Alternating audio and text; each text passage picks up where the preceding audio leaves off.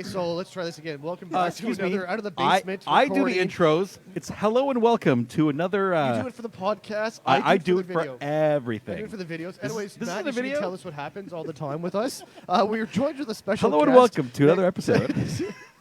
Matt Ludwick from Ohio, right? Cleveland, Ohio. Yeah, that is me. So I have to ask, do you know Drew Carey? No, Drew Carey is not one of the friends that I have made in Cleveland, but I have made quite a few notables in the 40K world. All right. And, Now, you're down here for the weekend for the Canadian Tabletop Championship? I am. I actually came up with my son, a couple of my teammates. We're going to be playing tomorrow in the championships. That's the Warhammer Fantastic. 40K ones, right? Yes, definitely playing there's the a few 40K. Things going tomorrow. Yep. And really looking forward to it. There's a great field. It's the first time that I've ever gotten to play out of country, so I'm really excited about that. Well, welcome to Canada. I love it. I've been to Canada before, just haven't gotten a chance to chuck dice in Canada. So we're really happy about that. You do realize if you roll a 6, that means the other guy gets the win, right? Oh, okay. Is that how it works? That's I was just wondering, like, only when you play with him. if I bring American dice up, do my 6s count for like a 7.2? Yeah, they yes, do. Something like yes, that? they do. Okay. Probably yes. Okay. Unfortunately, it's true. What army are you playing? I am going to be rocking Mortarion and the Death Guard with just a little splash of Armon for some warp time love. I've noticed since the 8th edition, Death Guard has become like the most popular one out there. Yeah, absolutely. Especially when you're, we'll say as special as I am and tend to forget a rule from time to time. Death Guard's really forgiving for that kind of setup. So How long yeah. have you been playing? I've been playing since mid 5th edition, around 2010 or so. I started out in my best friend's kitchen, and we started out actually playing with nickels and dimes. Okay, yeah. Moved up to styrofoam because we were classy like that, and then we actually bought some models. You're like, let's actually pay something now to do Yeah, that. absolutely. And so how are you liking the? Did you like the switch from 7th to 8th, or were you like Absolutely. 8th edition is by far and away my favorite edition. I feel like for the first time in 40K ever, the things that armies are supposed to do, they feel like they actually do. You know, Death Guard stays on the table like it should. You see Eldar flying all over the place and getting those swift precision strikes. Tau shoot. It just works. And the Imperial Guard is worthwhile again. Yes, because everybody's fun to play. Because they can start doing let's have 3 rows of guys shooting at you. So here's 150, las gun shots at you. We may not all hit, but 150 shots, something's going to happen. Yeah, a lot of dice I hear is a good thing. My So- orc friends tell me this too. Devrim and Paul, do you guys want to say anything, or is it just going to be Matt and me going Well, back and forth? you here? haven't stopped talking yet, so we You're allowed haven't to just given us interject. a chance to say Oh, a goddamn When do thing. we ever get to interrupt you? Okay, so Matt, would you like to talk to Devrim for a second then? Or- Well, hello, Devin. It's Devrim. Devrim. what- See, I'm deaf, and that's the problem. So. No worries, it's fine. I actually have nothing to ask you, but I do want to talk to you. We had originally spoken when you first introduced yourself to us Yeah, absolutely. about how you like to do community building. So do you want to talk a bit about that? It is the thing that I'm absolutely most passionate about in the 40K world. You know, a lot of people tend to look at 40K from the lens of the internet. And there's these huge, great divides between, I'm a fluffy player, or I'm a competitive player. Yep. And, you know, when I moved to Cleveland, I'm originally from the Toledo area, but I've played all over the country, played in California, lived in California for a while, and moved back to Cleveland. And when I moved in, it was almost like moving into the Balkans. The competitive players and the fluffy players, like nobody talked to each other. Right. So trying to schedule a game on a Monday, good Lord, I figured like I had all of a sudden just completely alienated half of the people if I'm just talking to somebody. So personally, I started working with some of our partners locally. A couple of guys that I played Bloodbowl with and taught that game too. I'm like, well, hey, I really miss playing 40K. Let's take this kind of camaraderie that we have in the Bloodbowl community and just bring it over to 40K and focus that it doesn't matter how you love the game. No. You just love the game. That's it. Because like I said, I know I'm happy. I'm a more of a fluff narrative type of guy. And I understand the tournament point of view as well, but it's nice to have to be able to not you just want the fluff, or you're too hardcore because all you want is competition. The important thing is it really doesn't matter if you're a person who loves the lore. you usually tend to spend hours and hours delving into that. And, you know, as a lore guy, I'm sure you can tell me everything about your favorite chapter, and I see your eyes light up when you talk about that, and that lights my world on fire. I know that you're enjoying this thing that I love too. You may be enjoying it in a different way, but it's something that we can share together. And I'll groove out with you on your lore, and that's awesome. I like to be a little bit in the middle. I'm always Team Chaos, glory to the dark gods. But other than that, you know, I kind of float in between that casual and competitive, and I can talk to I like to think that I can talk to anybody about the game, and I just enjoy every single part of it. If you love painting models, I love seeing the work that you and the effort that you put into making them look beautiful.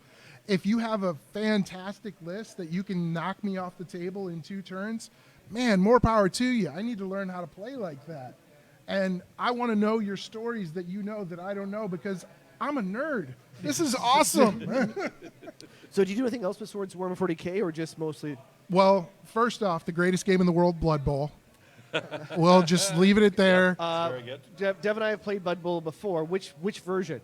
Like I remember the original Bloodbowl that came with the box set and like the. I remember cutting paper models out of White Dwarf to play Blood Bowl. I love me some Blood Bowl, and I've played it in every way, shape, and form that you can imagine playing Blood Bowl. Again, I think we're in a golden age of gaming for pretty much everything. You know, for those of us who've played Games Workshop for a while, on my podcast, I'm the old gamer, so I've been around the block a little bit. We come from a perspective of we've got somebody who's played since around mid 7th edition, and then my other partner just started in 8th. Oh, so we have kind of that overall view of everything, and all of us agree you really couldn't ask to be in a better time of gaming than playing right now. Well, I also find because, Devrim, Paul, like you said, the YouTube and Facebook, it connects people more than they ever was before. Because when you were growing up in the older days, it was you and your few buddies that you might have known or met somewhere at a store that you're like, oh, you actually do this too? Now with YouTube and Facebook and other things, it's so much easier to go, oh, you're in a different country, but that's okay because we can still talk and, you know. And for actually playing the game, they've introduced the video games. GW started making basically every one of their game systems now is available somehow in a digital format, which especially for things like Blood Bowl, which is kind of like a niche within a much larger or much smaller niche. Absolutely. Sorry, it's a much smaller niche within a slightly larger niche. Finding players to play Blood Bowl with on a tabletop can be challenging. Finding time to play, even though it's a relatively short game, can be challenging. But now that you have something like the Blood Bowl video game, so you can now play Blood Bowl online with people who live maybe in another country. Like they might not even live, they might not even speak your language. Absolutely. But you can still play a game together. Yeah, a funny story about that. Two things out of that I want to talk about, but we'll go worldwide first, and then I want to bring it back locally. I'm really hyped. One of my bucket list things that I'm going to be doing is I've already got the trip planned. I'm going to be playing in the 2021 Cardiff Open Blood Bowl. And the really cool thing about playing in Wales and in Cardiff is they play Blood Bowl in Cardiff Castle. You get to play Blood Bowl in a friggin' castle, man. Okay, that beats everything. Cool. That's just That does beat everything. Yeah, and on top of that, you get some Welsh whiskey. I mean, I don't know about you guys. I do enjoy a beverage or two when I play some games. So we our fans know we may partake now and then. it's good to know that we can share that love of both the beverage and the game. Yes. See, we're agreeing already. I'm loving this, guys. Well, so that's why I like the game outside of a lot of game stores. Yeah. Not that I mind. It gives I don't you mind freedom. Yeah, I don't mind supporting the local game stores, but it's the ability, like, okay, with your buddies, pop back a few beers, a few other things while you're gaming and stuff like that. So, now you said you have a YouTube channel. We do. I actually thank you so much. I am part of the Chainsword Diaries. We do a lot of we talk about the game from this different perspective of 3 gamers, and talk about how we all come to it from a different perspective, because it's not just old to new. It's also, like I said, I'm kind of middle of the road. G's hardcore competitive. If you ever see him across the table, just get the crying out beforehand, because it's going to happen. And then Jeff has models that he will not buy or play, even though they're the best models in his army. Right. because he doesn't like the look. What, So what is your YouTube again? it is the Chainsword Diaries. He's loading it up right now. So Outstanding. Thank you so much. Yeah, we'll put a link to it in the show Yeah. notes. Oh, wait, no show notes because it's not the podcast. However, when we put up the Facebook, I can link to it, though. We'll link to it. Well, Don't we worry. love that. Thank you I can so link much. to it right now on the. We do appreciate that, and we'll definitely share this out on Stateside too to get a little bit of out of the basement gaming love Yeah. back in the States. Get Yep. some cross. I think they call that synergy in the Disney world. How isn't that how that Well, works? they used to have that in the business world. It's like it's synergy. No, Yeah. we also call it cross-pollination. Yeah, we love it. We love it. It's all good. All good. But going back to then locally talking about it, I love gaming in all its different aspects, and we play. We kind of come at it from an agnostic point of view. It doesn't matter what game store you play in. Doesn't matter how you love the game. We just like to get together and play. And if we can do that for everything within 40K, we bring the community up together as a whole. Yes. Getting the chance to talk to you here today is just fantastic because I get to talk to people who love the game that I love and push this message out to people who may not have heard it because I'm in Cleveland, Ohio. Right. Yeah. And we've kind of taken that out to the local stores. We work with different stores. We help them build up their communities. If you're a fluffy player, want to get a little bit more competitive, we run clinics to help you do that. We bring in painters to help people learn how to paint better. Or if you're just a competitive guy and you want to, find somebody who likes Crush to your paint enemies models, and see them cry before you. yeah, then we'll go ahead and hook you up with some people who make their money painting models for you and just Right. enjoy Well, enjoy this. That's nerd funny because game I don't like building models. Well, I have bad eyes and hands, so if I try to put them together, I end up like things out of my nose and stuff like that. So I'm I right usually- there with you. Preach, brother. I do the barter system with a buddy of ours. It's like, here's my models. Here's a bottle of whiskey for when you're done. When you're done, Yeah, not please, yet. please don't start until until after you afterwards. finish. But that's a great deal because it's like he loves building the models, Mm-hmm. right? So he just loves doing it. So he'll spend all time, and he's like, it's a great way for us to sort of back and forth. It's like, here's booze, here's my models, thank you. And one of these It's a days, win-win. Pat, we're actually going to get you painting. I've started painting. I At some point. have done some stuff. I've painted some of my Horus Heresy Space Wolves. Okay. Plus, I did the ones for Adepticon. I did paint my Han Solo and a couple other ones for Adepticon as well. And, Nice, very nice. So, were you at Adepticon? I was not, but we had teammates there. Of course, Josh Death is one of our teammates, so he's gotten to play in a couple different places. Yeah. G plays for our competitive team. And we also, Josh Minnick, who's also here up with us, he played in Adepticon as well and did okay. He came in 3-2, so not a bad day at the Yeah, office. that's a pretty good day. Yeah. How long has your son been playing? My son actually started out back about 2 years after I did. He was about 10 years old. And he's gotten to the point now that he's been playing competitively with me for about 5 years. Wow. And we've actually gotten to travel more and go more than just local RTTs. Yeah. We made it to Pittsburgh last year. This year we're going to be going to Michigan. We've gone to Toledo already. that's Coming up good. here to Ottawa, and I think we're going to try and squeeze in the BAO, but that all depends on when he has to leave for college. So we'll, Don't let him go to college. Like, sorry, son, this is a learning experience. You can use this for your application next year. Yeah. yeah. I think it all works out. People love dice rolling is a skill that's applicable in the real world. It is, I of course. completely see that I've working seen managers decide how to do this. Like, what should we do next? I've got a table. Here we go. Yep. Let's roll. out. There you go. There Okay, you go. I do not want to work for that company. That's not how decisions But should could be you made. imagine if you were actually running a meeting one time and they're like, so how are we going to reach a decision? And you're like, I've got a table. Everyone roll a D20. It would be funny if they did a conflict resolution that way. We don't know who's right, so we're going to roll off whoever gets highest. They're the exactly. winner That's it. of this Yeah. argument. And of course, sales gets a +2 to conflict resolution because everybody knows that Everybody sales is knows. going to win the Yeah. argument. And if you Exactly. fumble, you're fired. That's right. Wait, what? Yeah, sorry, that's the rules. Look how it works. It's on the chart. Exactly. It was rough, but ever since we started playing Business 5.0, I mean, I hear they're working on 5.0. Yeah. Yeah, 5.1, 5.1. 5.1. Yeah, latest business FA 5.1. The latest FAQ has just come out. HR is supposed to send it out for everybody. They waited a really long time to put that out, that HR FAQ, but I like some of the changes, I have to say. I didn't see it coming. Sorry, just speaking of FAQs, so did you see that they released the new one? I did. I haven't had a chance to take a look at it. So what's a big thing? Did anything get nerfed or? Well, I really think the thing that, of course, a lot of the competitive people are talking about is that Castellan kind of took a kick to the shorts. It was a long time coming. You're no longer able to get a 3-up invulnerable save for the Castellan. You can only rotate ion shields for a 4-up invul save. Makes it a little more playable when you're looking at that competitive casual line. Yep. And they also up the points to around 700. So you have to look at some different options to fill that role. All right. Another nice thing that is near and dear to my heart, because it is the worst matchup for me, is Ynnari. Got brought in line to where Ynnari abilities only affect Ynnari keyword models.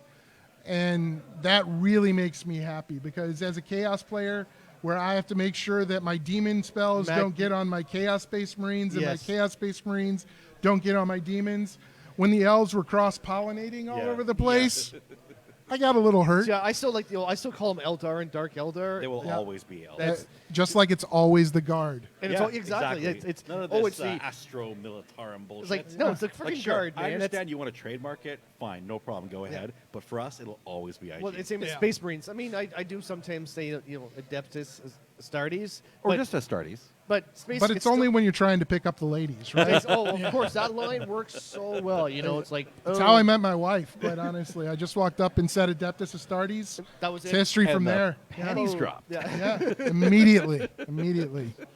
She'll totally be listening, so this is going to go completely fact-checked. People, you can believe me here. Well, yeah. Well, there'll be comments coming up that will be like, nah, that doesn't. It's like I don't believe that. Yeah.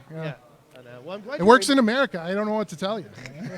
Well, So you guys are playing tomorrow. Is it Sunday as well, or just tomorrow? Tomorrow and Sunday, it is a 6-round tournament. It is a grueling gauntlet of games that we're going to be playing. Is it 3 and 3 or 4 and 2? 3 and 3. Okay. Wow. So yeah, it's I will be looking for one of those beverages around Sunday before I have to make that drive back. What's your son playing? He is going to be playing Thousand Suns again with a little bit of sprinkling of Tzeentch Demons. So Right. Yeah. I brought Morty. He brought Magnus, and we're just gonna have a party somewhere in the middle of the field. Just to do the have fun. Yeah. So does he beat you more often than you beat him, or is he still the student and you're still the master? If we're talking Blood Bowl, he's a little bit more on par with me. Currently, I think it has more to do with the fact that he's just fallen in love with the Thousand Suns. That's a horrible matchup if you're trying to take Death Guard off the table. Right. It doesn't matter if you smite me 15 times if I can roll that disgustingly resilient and just laugh. Yep. So I have to say, as a father, it brings me great joy to frustrate my child, as every parent is put on this earth to do. Yep. So, yeah. Have you guys played Kill Team at all, or? We did. Actually, I'm a big fan of Armageddon, the kind of test run that they had for Kill Team. Yep. I think that the character progression was really solid there. We played a lot of that when it came out. The community back home, we have, when we talk about the kind of variation that we do have our really competitive players, but we've got some pretty hardcore gamers that have an ongoing, I think they're up to their 4th month now, of a campaign that flows all the way from Kill Team up to Urban Conquest. Oh, wow. And they're going to be bringing us competitive folk over to the side as soon as Apocalypse drops later this year. Oh, well, that's impressive. They're going to plan it out. I'll have to send you guys some pictures of our guys' stuff. Send us stuff, They have 2.5-foot buildings that they've built for their Urban Conquest. It's amazing. Amazing. Yeah, so Matt, what brought you into Warhammer 40K? Like, because back in those days, there's D&D, there's a few other ones. What brought you to 40K as opposed to, more fantasy D&D type stuff? Well, I do appreciate. I'm a nerd of all flavors, but I actually sold out of Magic to get into 40K, strictly for the reason of I love the tactical aspect because you get some strategy in Magic, but you don't really get into the tactics of things. The ability to apply an actual wheel maneuver on the table or something like that, or a beta trap and watch somebody fall into it. Yeah. Those are the kind of things that you talk about over beer and pretzels for months. It's and fantastic. You're right, it's not, I've never really played Magic, but it's not the same thing at that level. Like it's strategy. There's tons of strategy in Magic, but the tactics just aren't there. And I love that. I love that piece of it. And I really enjoy. I enjoy the storytelling aspect, and the lore is phenomenal. Granted, 40K players are the only fans in any kind of fandom that, if given the chance to live in the world, we all say no thanks. Oh, God, no, yes. Oh, no. We're good. We've discussed on one of our podcasts of what's the best and worst world you can imagine, and I'm like, Warhammer 40K is pretty much the worst. Yeah, leaps and bounds. Yeah. To be fair, I wouldn't want to live in the Star Wars universe either. Like, well, it's not quite as grimdark as 40K is, but it's not exactly a happy place either. There's constant warfare all the time. Yeah. Well, if the Old Republic would be okay. No, but that's just a corrupt and decadent government. That's not good. We're okay with that. Yeah, it's not bad, and I mean, you could run a bar on Tatooine, and things worked out okay for him, right? Yeah, I suppose. Until blaster fire started happening, stormtroopers come. It's still better than you what your job is your entire life. You sit here and you type in the same number. Hour after hour. Well, it's not the same number. It's a variety of numbers. That's Warhammer 40K. They get 3 numbers to pick from here. It's an important... And that's one of the best jobs. True. At least you're not dealing with dead bodies, or you don't have a lifespan of 12.3 seconds on the battlefield. Yeah, exactly. It's like, hey, guess what? You're now a guardsman. Wait, what? Yeah, you don't have a choice. You've been conscripted. That's right. Or even worse, not only have you become a guardsman, you're now psychic, so the Emperor's kind of hungry. Yes. We're just going to back you up and let you be lunch. Or even better, there you are in your nice, beautiful aggro world, and something weird came along that you didn't even see or know about, and all of a sudden your world gets exploded. Yeah, Exterminatus. Done. Yeah, Exterminatus. The button that comes along and just seals everyone's fate. Admittedly, if you could get to be an Inquisition, that's a sweet life. Yeah, but their life is constantly in peril. Well, constantly. Yes, but you get to order everyone else around. You can kill people whenever you want to. Sure, you have a little bit more control over your immediate surroundings, perhaps, but your life is in constant danger. Oh, jeez. You make it sound like it's a bad thing.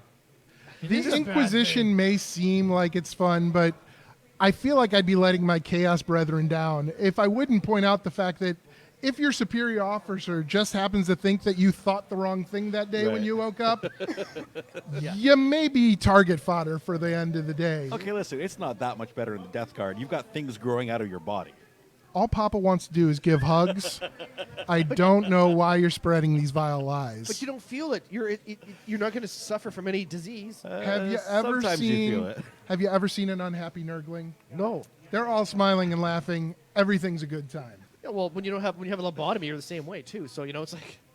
That's a good point. Those facts are unimportant. I don't know what you're talking about. That's right. That's not Brains are not necessary. I can prove this. I'm American. It's not germane to this conversation. And is there anything you want to say to our listeners or your listeners that are going to be hearing this in a bit there? Or? Yeah, absolutely. For everybody out there in the 40K world, take the time to try and understand the game from somebody else's perspective. Sure. Get out there, see somebody's paint job, and admire how much time and effort they put into it. If somebody tells you the backstory of the Dark Angels for the 1500th time, realize that they found something new and they're so excited that they just had to tell you because you're their friend. Right. And don't call them heretics. They don't like that very much. That's true. The Dark Angels hate it. Heretic is the highest compliment I can call you, sir. Yeah, but somehow the Dark Angels don't take it like that. I know. They're a little soft that way. We'll give it to them. I mean, technically, Templar also a little heretical. Space Wolves, let's not talk Wolves, Angels. I can make a real strong heresy case for Bobby G right now. Very much. So, yeah, there's really no clean corners anywhere in the Imperium if you want to dig deep enough. Yeah.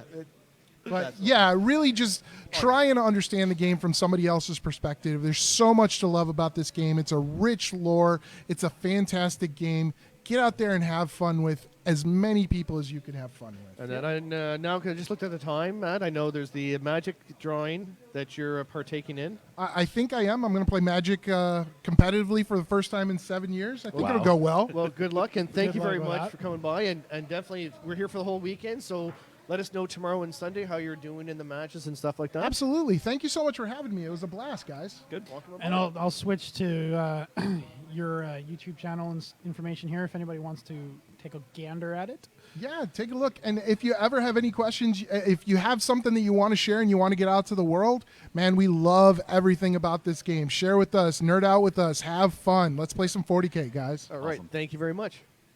All right, thank you for joining us for another segment here at the Canadian Tabletop Championship, and we'll see you next time. See, it's nice I let you finish off there, Dev.